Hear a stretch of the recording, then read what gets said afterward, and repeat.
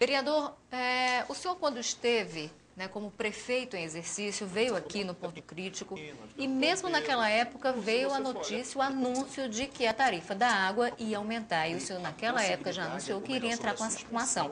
Essa semana saiu essa ação, não é isso?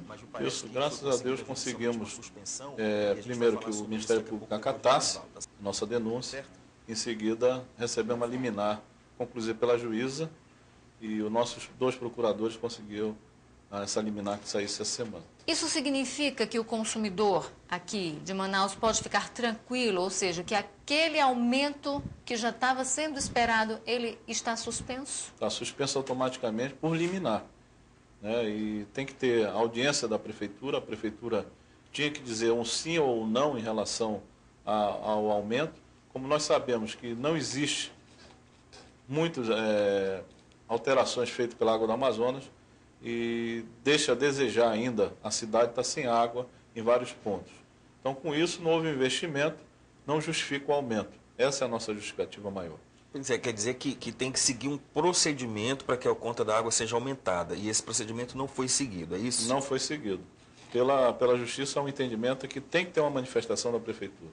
Então, ele tem que realizar essa audiência, a partir dessa liminar, vai realizar essa audiência, discutir sobre o aumento, se ele concorda ou não com o aumento. Discutir com a população, com a inclusive, população. né? Porque eu vi ali que ela fala... A população. A juíza determina que faça audiências públicas. Para poder discutir dentro da prefeitura ou num bairro, seja lá onde local que ele escolher. E isso nós estamos em alerta, porque nós queremos mostrar que não tem por que aumentar, houve 92% de aumento. A OMS, ela estipula que o cidadão só pode ter 5% da sua produtividade financeira comprometida com a água. Então, a OMS já estipula um valor. Nós temos 40% de comprometimento. Então, já vai contra aquilo que é determinado para um cidadão. Vamos falar agora de segurança. A gente vem enfrentando alguns problemas, denúncias envolvendo militares e tudo mais aqui no Amazonas e em Manaus. Como é que fica a cobrança dos vereadores? Como é que está isso lá na Câmara com relação à segurança da população? O que é que os vereadores estão cobrando do Executivo? Bem, o Executivo ele não participa em relação à segurança pública, né? Quem faz é o governo.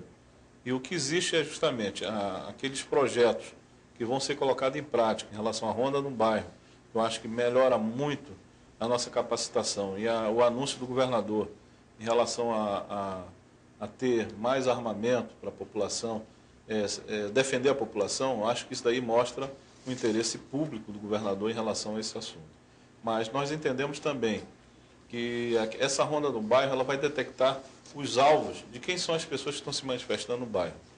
Porque se você não tiver uma ação conjunta de quem detecta, que é justamente a organização da própria Polícia Militar, em detectar quem são os membros que fazem o problema na sociedade, essas pessoas vão ser punidas. Mas, por exemplo, um vereador colega seu, ele apresentou um projeto para instalação de detectores de metais nas portas das escolas. O senhor concorda com isso? O senhor acha que esse é o caminho para tentar conter a violência e a insegurança aqui? Olha, nós tivemos uma discussão pública, eu acho que nós não podemos colocar em paranoia.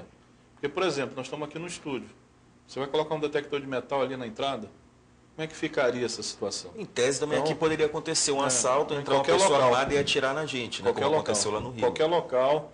Hoje, onde tiver local público, como aconteceu no shopping, dentro do cinema, isso pode ocorrer. O que existe é justamente, você tem que ter uma portaria que realmente saiba o que a pessoa vai fazer, alguém que leve até o departamento onde ela vai se adentrar, para que a gente possa ter segurança daquilo que nós estamos fazendo.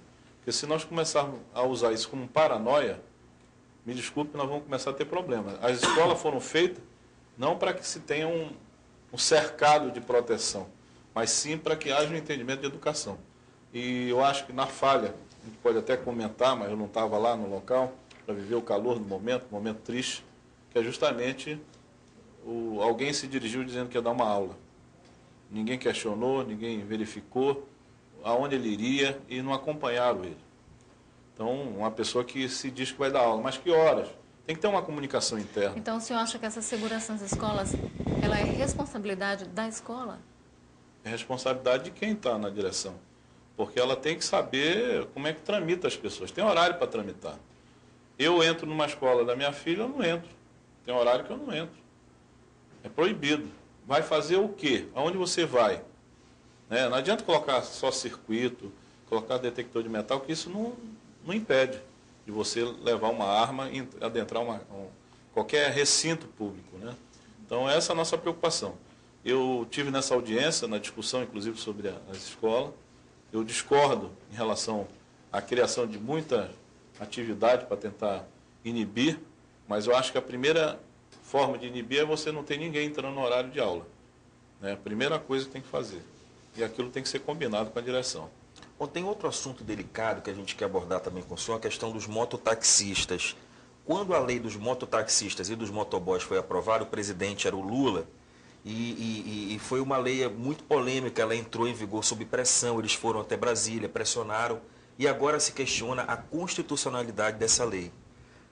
Consequentemente, se ela for julgada inconstitucional pelo Supremo, em todos os municípios onde existe isso, deve haver uma mudança também nas leis municipais, né? Como é que isso tem acontecido, como é que isso pode acontecer aqui na cidade de Manaus? Olha, o primeiro ponto, nós temos que lembrar que nós temos um polo de boi-rodas aqui. É o local do país onde se constrói mais motos e vende mais motos. E lembrar também que, como conseguiram a nível federal a lei, nós temos que fazer com que os outros estados, onde não tiveram a necessidade de outro transporte, eles não colocaram. Um exemplo, Curitiba não tem outro transporte a não ser o ônibus e o táxi. Mas por quê? Porque eles estão corretamente servindo a população. Aqui em Manaus houve esse imbróglio, várias pessoas fazem transporte, tem um transporte alternativo, executivo, o ônibus normal, o táxi, o clandestino e os mototáxis que eram movidos pela clandestinidade.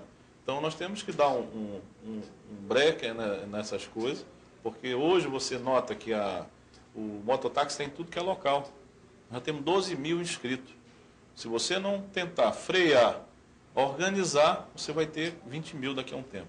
Então a Câmara fez o papel de incluir dentro da Loman as duas rodas como meio de transporte. Regulamentação, se vai ser 100, se vai ser 200, se 300, é a Prefeitura que vai fazer. Se cair a nível federal, claro que todos os municípios vão ter que acatar.